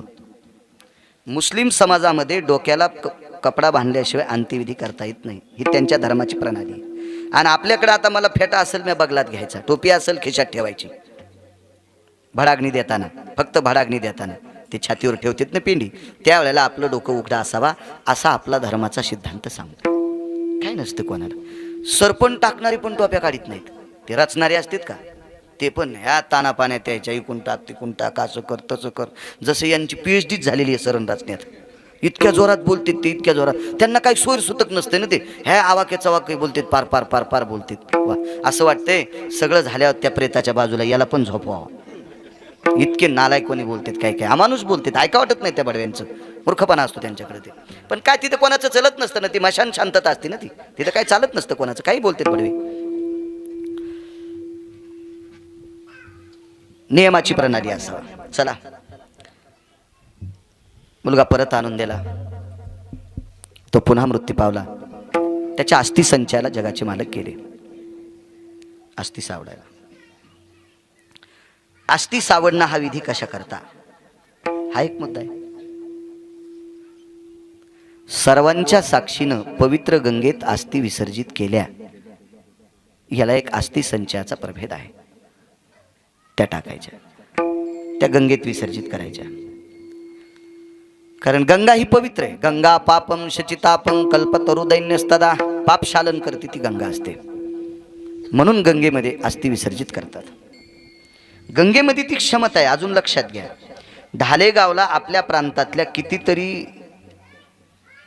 अब्जानं लोकांची अस्थी पडल्या असतील, पण तुम्हाला पावसाळा गेला की एका करडीच्या एका भागा इतके, करडीचे 2 भाग होते ना, करडीच्या एका भागा इतकी अस्थी तुम्हाला गोदावरीच्या पात्रात सापडणार नाही.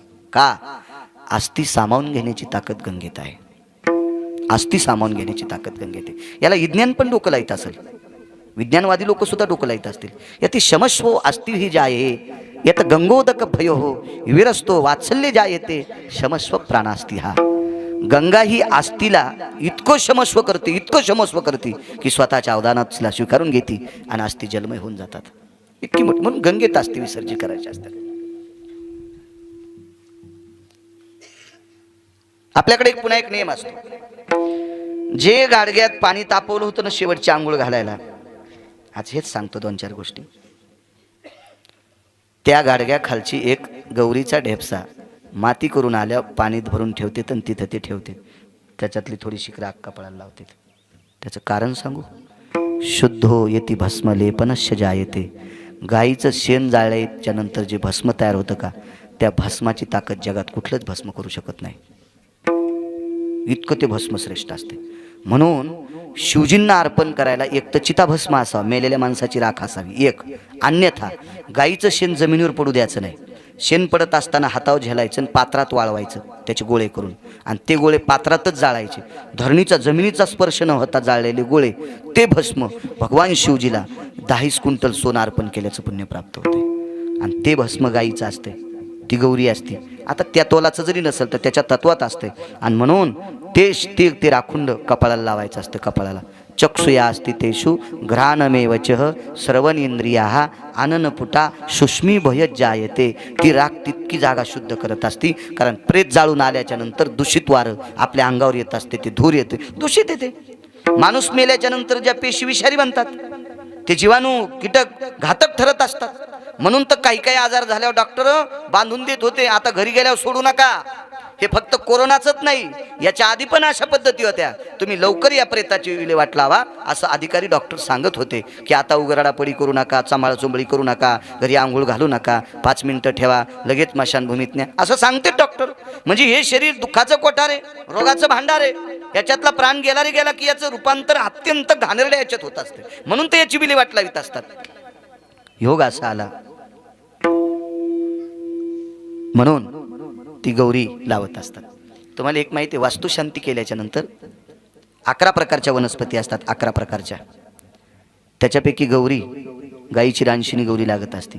घरातल्या सगळ्या वस्तूचं सूक्ष्मीकरण करण्याची ताकद गौरीत आहे. बसा, एवढी मोठी शक्ती. म्हणून ती गौरी माणसाच्या प्रेताच्या वेळेला सागाच्या लाकडाचा जाळ करता आला नसता का? गॅस नसता का दारी ठेवता आला? स्टोन असता का दारी ठेवता आला? गौरीच का लागती? मुंबईला सुद्धा गौऱ्याच, दिल्लीला सुद्धा गौऱ्याच असत्यान. काय एखाद्या कॉलनीत म्हशी असत्या, काय एखाद्या कॉलनीत गाई, पण त्या इकत पाचका होत नाही, पण गौऱ्या घेणार आणि त्याच्यावरच ते पाणी गरम करणार. कारण त्या गौरीच्या धुरामध्ये जी ताकद आहे ती गावरान तूप अग्नीत टाकल्याच्या नंतर ताकद भेटते का त्या धुरात? म्हणून आपण आगारी भरण्याची पद्धती जेवताना आपण जेवतो ना, जेवायला बसल्याच्या नंतर विस्तव घेतात, त्याच्यावर थोडेसे बंधे तांदूळ टाकतात, शिजलेले नाही, आणि मग त्याच्यावर गुळ टाकतात, साखर नाही. आता नसल्यावर ते काय मग दगडापेक्षा इटकर मऊ, म्हणून साखर घ्यायची. ते चलत असते, तुम्ही आम्ही लावलेले टिपणं आहेत ते आपलं ते हे.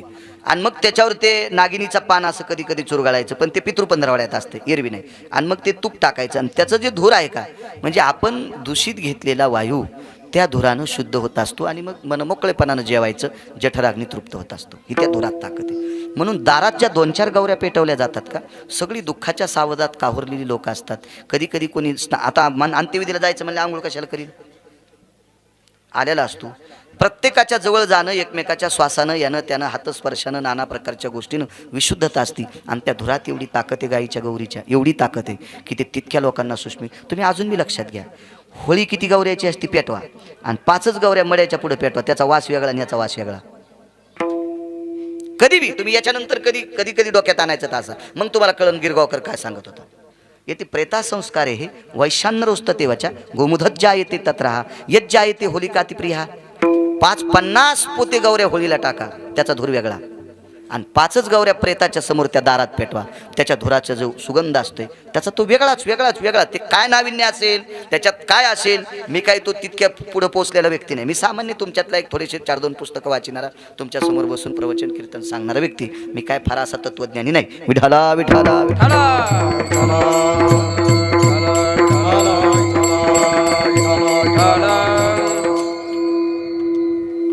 म्हणून आस्ती गंगेत टाकायची पद्धत आहे. योगास आला, अस्थिला हात लावला आईनं, आईचे डोळे पाझरले, गुडघे टेकले मशानभूमीमध्ये, दोन्ही हात आपल्या मुलाच्या राखेच्या ढिगलात आहेत.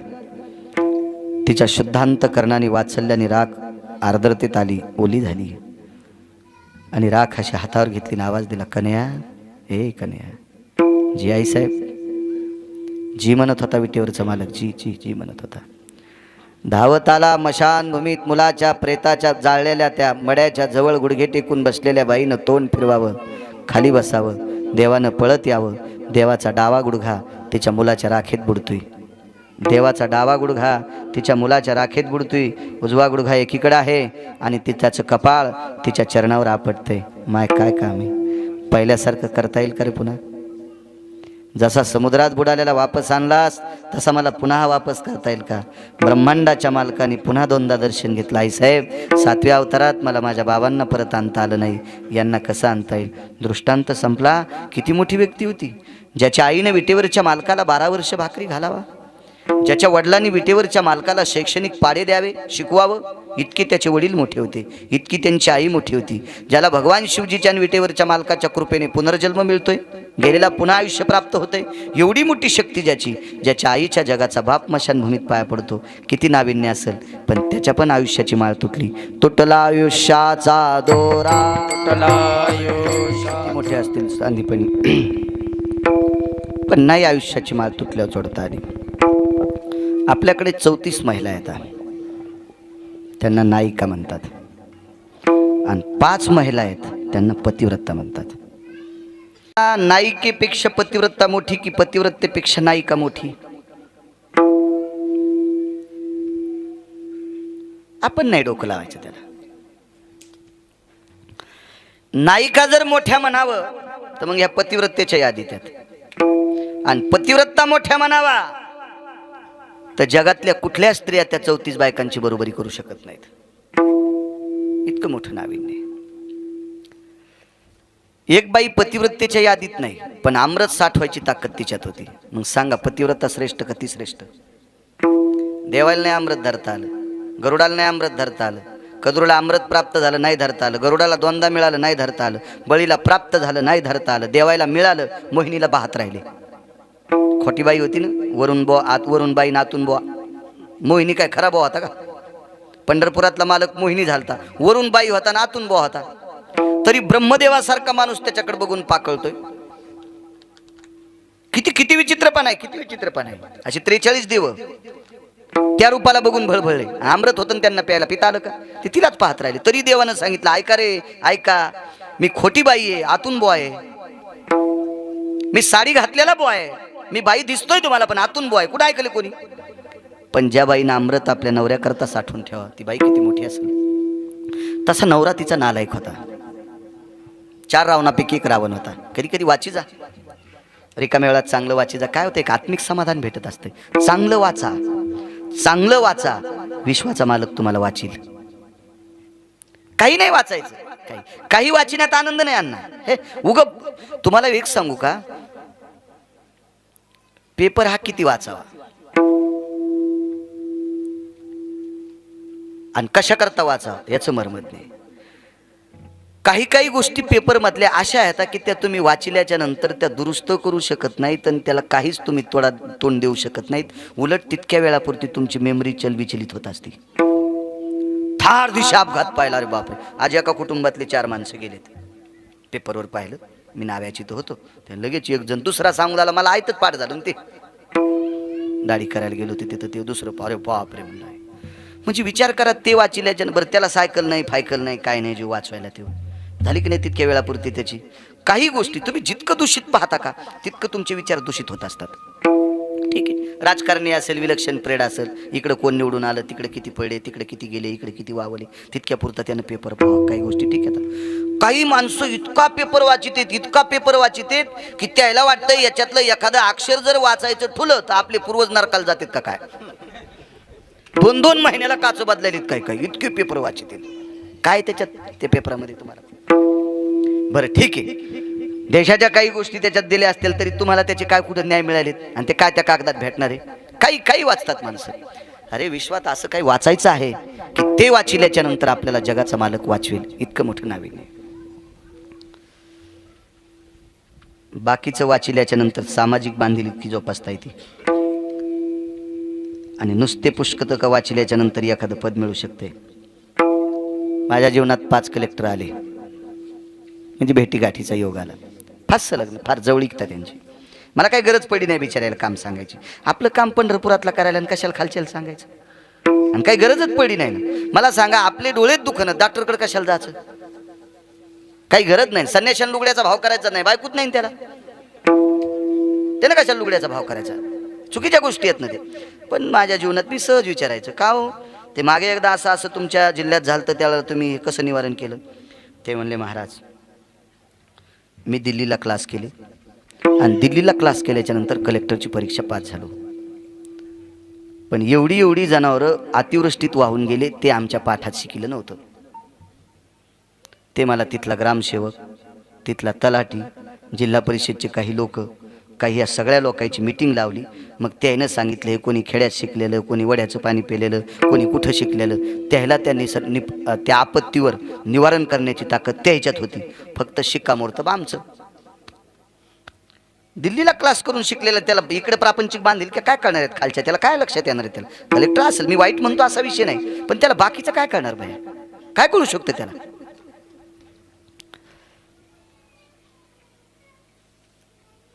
जाऊ द्या, जास्त इचकी नको. पुन्हा लोक शाळा सुटली तर पोरं म्हणतील आता आपल्याला कलेक्टर वाचत नाही, याचे परिणाम असे होऊ नये. मला सांगायचं की काही गोष्टी वाचत जा, त्याच्या त्या बाकीच्या गोष्टीत उतरत असतात त्या. चंद्रसेना नावाची स्त्री, हिने अमृत साठवलं आणि चंद्र सूर्याला स्वतः प्रत्यक्ष सांगितलं, ए दिनपती, ए निशापती.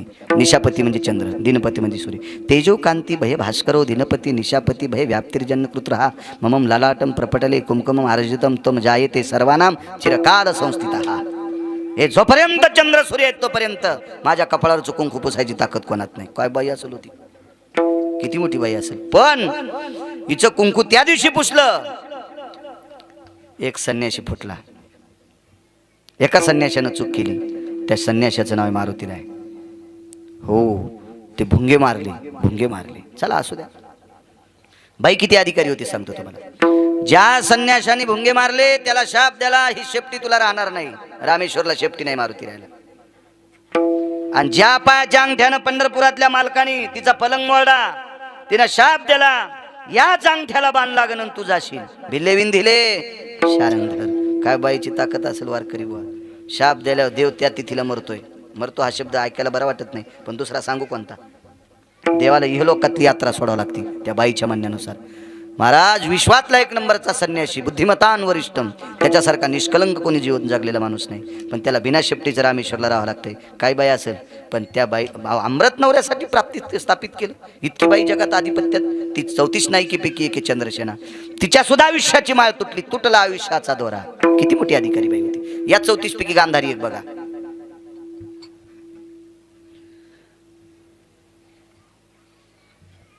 लोपामुद्रा एक बघा. रेणुका एक बघा. कोणाची पत्नी रेणुका. जमदग्नीची पत्नी रेणुका. काय ताकद त्या बाईत. स्नानाला गेल्याच्या नंतर ती तांब्यात पाणी आणत नव्हती. स्नान आटपलं, गंगेच्या पात्रात पहाटेच्या सूर्योदयाच्या अगोदर स्नान करायचं, अंधारात पातळ नेसायचं, दुसरं पातळ पिळायचं, खांद्यावर टाकायचं आणि नेसलेल्या पदराचा वटी पदर पाण्यात घालायचा आणि वटीत पाणी आणायचं. वटीत पाणी आणायचं आणि त्या पाण्यानं मालकाचे पाय धुवायचे. असेल का ताकद कोणाची? 34 नायकीपैकी ती एक येते. एवढी मोठी शक्ती. अण्णा तितक्यानं नाही. ब्रह्मांडाचा मालक तिचा मुलगा परशुराम म्हणून जन्माला येतोय. तुमच्याकडे मंदिर आहे तिचं, तिथेच भागवत केलं तर मी. या तिघीची यादी सांगतो, आपल्या वेळेस संपवतो, कारण एक दुःखद घटना एखाद्याला माहीत नसेल सांगतोय. पहाटे मला वाटतं एक दुःखद घटना घडली. वयोवृद्ध तपोवृद्ध गुरुजी होते, शिक्षक होते. वृद्धापकालाने त्यांची इहलोकातली यात्रा संपली. दक्षिणेच्या मालकाचा निरोप आला. इहलोकातली यात्रा त्यांना सोडावं लागले. त्यांच्या अंत्यविधीचा टाईम 2:30 दिलेला आहे.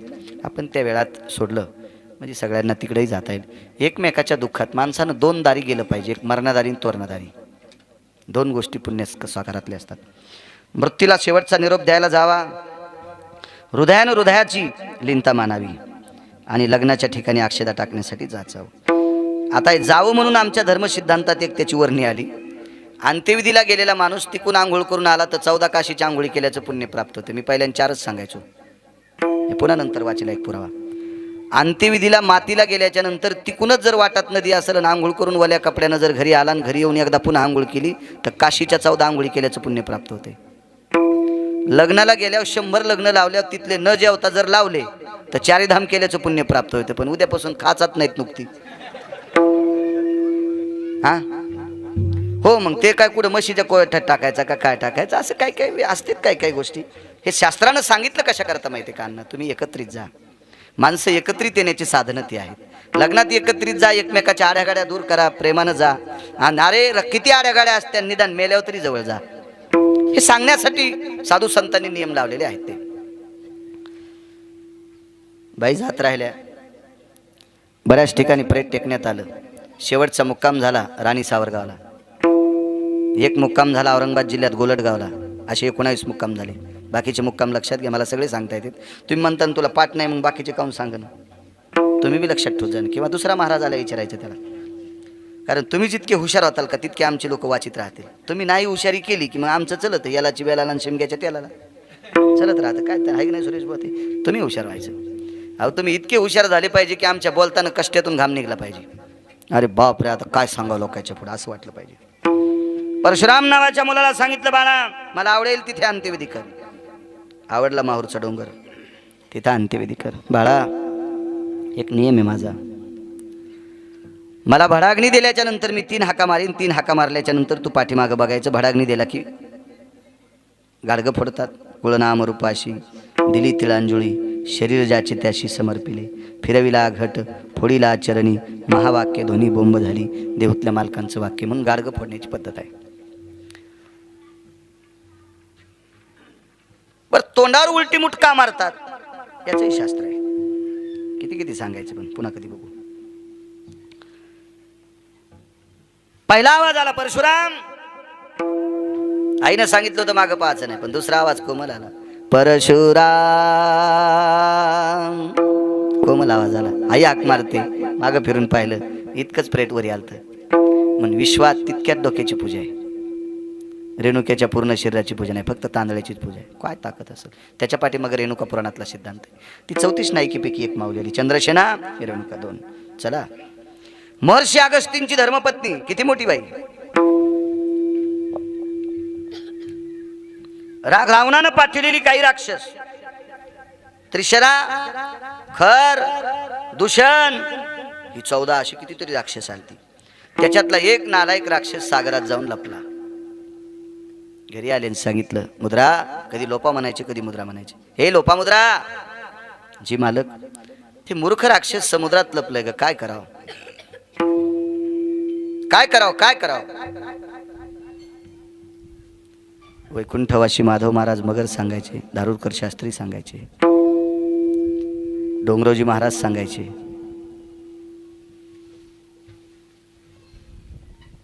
तिनं पात्रात जेवायला वाढलं. तेजो भयस्थितो ललाटम प्रपटले आरजीवो भास्करो दिनकरो सकला स्थिततेजायाम पती परमेश्वराय नमः. भोजन केलं. कागमनी एवढ्या एवढ्याच कोरा खाल्ल्याच्या नंतर पोट भरतंय, इतकं इतकं केल्यावर पोट भरतंय. आज तुझ्या हातचा एक घास खाल्ला की तृप्तीचा ढेकर जा म्हणे. आज तुम्ही तृप्तीचा ढेकर याच्याकरता दिलाय, तुमचं उदर इतकं मोठं झालंय की त्याच्यात समुद्र बसू शकतो. त्याचे 4 श्लोक आले पुढं, तो पुढचा विषय. कधी योग आला तर पुन्हा सांगेल. सगळं कसं सांगता येईल. जमीन 300 एकर आणि बैल 2 अन्न कशी पाळी होईल. आणि मग सागराच्या तीरावर गेले. एकाच म्हणे माझा पिता जायाने प्राशीला. एका खोटाच समुद्र पेला. एवढं उदर होण्याची ताकद कोणाची ताकद आहे? बायकोची. पंढरपुरातल्या मालकाला ठराविक नालायक मारायचे होते, पण ते नालायक पंढरपुरातल्या मालकाच्या हातानं मरत नव्हते. याचं एकमेव कारण होतं त्यांच्या बायका अधिकारी होत्या. चंद्रसेना अधिकारी होती म्हणून ते मरत नव्हतं, मारुतीरायला जावं लागलं. वृंदा अधिकारी होती म्हणून जालिंदर मरत नव्हता. मंदोदरी अधिकारी होती म्हणून रावण मरत नव्हता. रावणाला मारण्यासाठी त्याचा भाऊ फोडावा लागला. त्याच्या बहिणीच्या मनात नालायक विचार आणावं लागले. शास्त्र आहे. तुम्हाला एक सांगू, कौरव मरत नव्हते राजो, कौरव मरत नव्हते. कौरव मारण्यासाठी सगळ्यात मोठा पापी व्यक्ती बोलवला त्यांचा मामा, फार मोठा. सांगतो पुढचा मुद्दा एक पुन्हा आठवत नाही मला. भीमाला सांगितलं, दादा दुर्योधन समोर आला की गदा हाना. अशी गदाच फिरवायचा भीम. कर कर कर कर कर कर सोडायचा. देवान म्हणायचं थांब उद्या, थांब थांब उद्या. असं करता करता 10-12 दिवस गेले. भीमानं सांगितलं, देवा आज गदा असा आणसाट्यात आला, नेम धरलाय, एका ठोक्यात मांडी उडीणार. तुम्ही थांब म्हणता, उद्या म्हणता, आणि उद्या असं नेम धरला की परवा म्हणता. नेमकं काय? अरे बाबा मी का तुझ्या विरोधातला आहे का काय? गाडीत तू याच बसायला प्रचार तू आज करायला. गाडीत तू ह्या बसून प्रचार दुसऱ्याचा करीन मी. असं नाही मोह काम. मी तुझ्याच गाडीत बसलो तुमच्या हिताचं काम करतो ना. मी सांगतो त्यावेळेला मारणं. आणि मग सांगितलं आता गदा मार. आणि गदा मारल्याबरोबर दुर्योधन खाली पडला. संध्याकाळी विचारलं, इतक्या दिवस का नाही मारू दिली? कारण दुर्योधन त्याच दिवशी चुकला होता. त्या दिवशी आईचं दर्शन घेऊन आला नव्हता. ज्या ज्या दिवशी दुर्योधन आईचं दर्शन घेऊन आला त्या दिवशी दुर्योधनाच्या भोवताल आईच्या कर्तव्याचं, पातिव्रत्य मातेच्या सत्वशिलाचं तेज भोवताल फिरत होतं. भीमा गदा तर तू कधीच फुटली असती, पण हातही निष्ठून गेला असता. इतकं पतिव्रतेचं तेज आहे. पण आज नालायक दुर्योधन आईच्या पाया पडून आला नाही म्हणून तुझ्या गदेचा प्रहार केलाय. दुर्योधना मारिली गदा. हो मग गदा इतकी ताकद होती गांधारीची. भीमाचं पंढरपुरातल्या बालकाचं चालत नव्हतं त्याच्यावर. एवढी अफाट शक्ती होती, अफाट शक्ती पतिव्रतेची. एक मुद्दा सांगतो तुम्हाला. वनामध्ये धृतराष्ट्र आणि गांधारी आहेत. कौरव मृत्यू पावल्याच्या नंतर तुटला आयुष्याचा दोरा सांगतोय. वनात गांधारी आणि धृतराष्ट्र. तर त्या वनामध्ये हिंस्र पशु असायचे. वाघ, सिंह, लांडगं, कोल्हे, तरस, बिबटे आदी करून ती पशु पक्षी होती हिंस्र. अशी पावलं वाजल्याबरोबर धृतराष्ट्रानं गांधारीच्या मांडीवर हात टेकायचा. गांधारीच्या मांडीवर हात टेकायचा. कुलकर्णी काका गांधारीच्या अंतकरणातलं पतिव्रतेच्या सेवेचं कवच मालकाच्या अंगावर गेलं की वाघ फिरून जात होता. फिरून जायचा वाघ वापस फिरायचा. हे याला बोच करायची ताकद आपल्यात नाही, कारण हे पतिव्रतेचं कवच आहे त्याला. इतकी मोठी ताकद. कालांतराने धृतराष्ट्र वनात एकटा फिरू लागला. फिरायला गेला, वापस आला. अंध होता तो, चापून चापून फिरायचा. विचारलं पत्नीने, वापस का आलात? गांधारी, मला काही माझ्या घ्राण देवता म्हणजे नाकाला असा सुगंध आला की सिंह बसलेले होते. सुगंध आला. गांधारीनं सांगितलं, मालक विश्वातला एकही हिंस्र पशु नाही की ते तुम्हाला बोचकारू शकेल किंवा चावू शकेल. ही कोणात ताकद नाही. 15-10 मिनिटात आपण आठवू. ते तुम्हाला बोचकारू शकत नाही. तर प्राण्याची भाषा कळणाऱ्या एका व्यक्तीने विचारलं. प्राण्याची भाषा कळणारा एक व्यक्ती होता. त्याचं नाव होतं अश्वपती नावाचा राजा. हा दशरथ राजाचा सासरा होता. हा कैकेयीचे वडील होता. हा अश्वपती. त्याच्यानंतर प्राण्याची भाषा कळणारे काही साबरी विद्येतले लोक होते. ते साबरी विद्येतले लोक नवनाथांच्या नाथ परंपरेत येत असतात. साबरी विद्येची लोक नाथ परंपरेत येत असतात. त्याच्यापैकी महाभारतामध्ये कणाश्व नावाचा एक गंधर्व होता.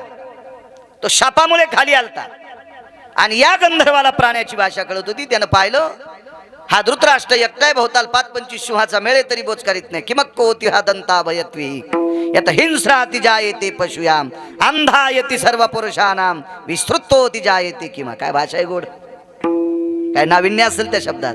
अरे काय दात आहेत तुमचे, तेजो दिवाकर भया. अरे तुम्ही जांभळी दिल्याच्या नंतर सूर्याचं तेज कमी होते, असले शिव होते ते. अरे पौर्णिमेच्या दिवशी तुम्ही जर ललकार खेळायला लागले तर चंद्र ढगा चार जातोय, इतके बिबट्याचे जात तेजस्वी आहेत. तुम्ही याला का बोच करीत नाहीत. तर काही प्राण्यांनी सांगितलं इतका पापी, इतका पापी, इतका पापी, इतका पापी, याला बोच करून आम्हाला पाप घ्यायचं नाही. हे एका पुराणाचा सिद्धांत आहे बरं, याला काही खरं मानायचं नाही. पण काही प्राण्यांची अशी भाषा झाली त्या कन्नवाला, अरे अखंड पत्नीचं तेज याच्या भोवताल फिरतंय, आमचे नख याच्या पुढे काहीच नाहीत. इतकी बाई 34 नाही की पिकी एक, एवढी श्रेष्ठ बाई. वनात एके दिवशी बसले, पुढचा विषय सांगायची गरज नाही पण सांगतोय. गांधारी इकून बसली, पलीकडून धृतराष्ट्र बसले आणि पावला असे टप टप टप वाजत होते. पावला खाली पानं चुरा होत होत्या, काड्या चुरा होत होत्या, पाचोळा चुरा होत होता. असं वाटत होतं 2-4 शिव आलेत का काय. गांधारीनं पटकन हात उचलला आणि धृतराष्ट्राच्या मांडीवर टेकला. तिला वाटलं यांना झोप लागली का नाही, आता सिंह जवळ आले, यांना बोच करतो. गांधारीचा हात मांडीवरला काढा आणि खाली टेकला. गांधारीने विचारलं, प्राणनाथा जी. जी कसं म्हणेल नवरा, प्राणनाथा हो ग काय. तुमच्या मांडीवर मी हात ठेवला, तुम्ही बाजूला केला, तुम्हाला सिंहाची भीती नाही. सिंह मला मारून पाप प्रदान करणार नाही. आणि आता आलेला सिंह नाही गांधारी, कोण असेल. इथे येण्यासाठी एकच व्यक्ती भाऊक आहे. देव मला दुरावलाय, तो येऊ शकत नाही. माझ्या पुतण्यांना मी त्रास दिला, ते येऊ शकत नाहीत. इथे येणारा एकच आहे, तो फक्त आहे इदूर. इदूर हा वाक्य ऐकत होता आणि धृतराष्ट्राच्या पायावर डोकं ठेवलं. दादा वनात हेस होय म्हणले. वहिनी साहेबांच्या पायावर डोकं ठेवलं. धृतराष्ट्राने कडकडाटून मिठी मारली विदुराला. मागचा पुढच्या जन्माचा प्रसंग विचारला. चला असो. त्या वनामध्ये आपल्या मालकाला कवच देणारी 34 नाईकीपैकी गांधारी होती. गांधारीनं दुर्योधनाचा पुन्हा दुर्योधन तयार केलता. राखेचा दुर्योधन केला. उजव्या हातावर ठेवला. कृष्णा एक लक्षात ठेव, माझ्या 100 कार्ट्यांनी तुम्हाला पांडवांना त्रास दिलाय. 100ला 100 मेले, त्याच्यातला एवढा जिवंत कर, उद्या धर्माच्या डोक्यावर छत्र धरील. धर्म जर बाहेरगावी गेला तर धर्माच्या पादुका सिंहासनावर ठेवील आणि त्याच्या पादुकावर छत्र धरील. याला जिवंत कर. पण पंढरपुरातला मालक लय हुशार होता. त्यानं 2 नंबरच्या राजकारण्याकडे तोंड केलं. त्याचं नाव होतं इदूर काकाने. इदूर काकानं सांगितलं नको, पुन्हा महाभारत सुरू होईल. काका हुशार होते. राजकारणात काका इतकं राजकारण कोणालाच कळालं नाही. कृष्णाला कळालं नाही. तसे कृष्ण 1 नंबरचे. मोठ्या माणसाला 1 नंबर द्यावाच लागतो, तो जगाचा मालक आहे ना. पण राजकारणातला 1 नंबरचा व्यक्ती विदुर काका होते. कारण कुठलंही राजकारणाचं सूत्र विचारायला भगवान कृष्ण परमात्मा विदुराकडे जायचे होते. उगा आपण लावतो चल विदुरा घर जावे, त्याचंच काम होतं. त्याच्या कामाकरता जात होता ते विदुरा करता. ते मग राजकारणाच्या चौकटी विचारित होता. आणि 5वा डॉन रयतेचा राजा छत्रपती शिवाजी महाराज. 5 मिनिटात सांगतो. परवाला शिवजयंती झाली. आज काय ते कीर्तन नाही, पण कीर्तन आहे ना, त्यानिमित्ताने एका चांगल्या राजाचं 2 मिनिटात वर्णन करतो. माझ्या श्रीमंत श्री तुकोबरायाचं मत होतं, जाई हो तू माते नकरी साया सामी विष्णुदास तैसे नको. परस्त्रीला माय म्हणणारे तुकोबराय, परस्त्रीला माय म्हणणारे तुकोबराय. ज्या ज्या स्त्रियांनी त्या प्रांतातले प्रांतीय राजे भ्रष्ट करून टाकले, अशा स्त्रीनं स्नान करून तुकोबरायची श्रोता व्हावी, इतकी दृष्टी तुकोबरायची गोड होती. एक सांगू तुम्हाला, एक स्त्री तुकोबरायचे शिष्य होते निळोबराय. आणि निळोबरायचा विरोध करणारी त्या काळातली गंगाबाई नावाची नृत्यांगना होती. तिने कुलकर्णी काका एका लय श्रीमंत माणसाला मातीत घातलं. त्याला कांदा भाकर भेटली नाही. शेवटच्या टप्प्यात 250 मशाली सोन्याच्या होत्या. अण्णा एक मशाल 2.5 किलोची. 2.25 किलो गावरान तूप लागत होतं. 250 गुणिले 2.25 किलो रोजचं तूप महालात तितकं जळत होतं. म्हशी किती असतील, गाई किती असतील. शेवटच्या टप्प्यात कांदा नाही भेटला. तिचं नाव होतं गंगाबाई, नावाची नृत्य सम्राज्ञी. आणि ह्या बाईनं निळोबारायचं चिंतन ऐकल्याच्या नंतर तुटी मोकळी करावं, स्नान करावं, निळोबारायची श्रोता बनावी. काय ताकद असेल या लोकांची. आणि ही परंपरा ऐकणारे छत्रपती शिवाजी महाराज. अरे काळ्या रात्री चमकत होतं जिच्या रूपाचं उनं, अशी देखणी होती एका मुस्लिमाची सुन. अरे तिला पाहुनी आई म्हणाला राजा तो शिलवान, आनंदाने नांदत होती हिंदू मुसलमान, आनंदाने नांदत होती हिंदू मुसलमान. आपल्याला एवढंच बघायचं.